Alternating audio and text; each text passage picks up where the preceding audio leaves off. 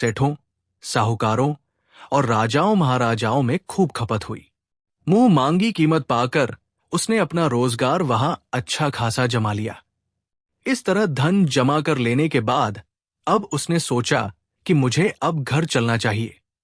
काफी कुछ इकट्ठा हो गया। मैं अपनी दौलत दिखाऊंगा तो वो कितनी खुश होगी। फिर मैं उसे अपनी विदाई के वक्त की बात याद दिलाऊंगा और कहूंगा कि अगर मैं तेरी बातों में आ जाता और तेरे कहने पर विदेश ना जाता तो इतनी दौलत इस गांव में बैठे रहने से मुझे किस तरह मिलती। इसी तरह योजनाएं बनाता हुआ वो अपने गांव की तरफ चल दिया।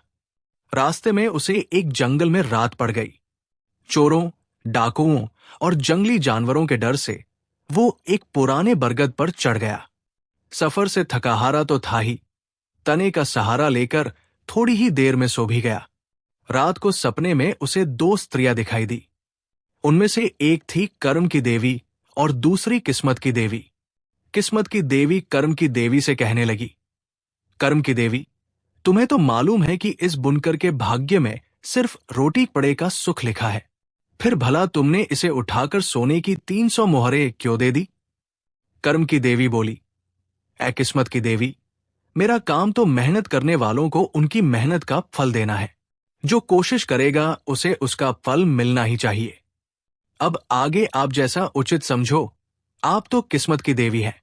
कर्म की देवी और किस्मत की देवी की ये बातें सुनकर बुनकर घबराकर उठ बैठा, मगर जब उसने अपनी थैली खोली तो उसमें फूटी कौड़ी भी नहीं थी।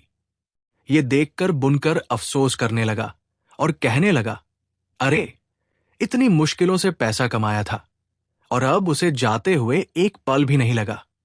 भला खाली हाथ अब गांव जाकर अपनी पत्नी और दोस्तों को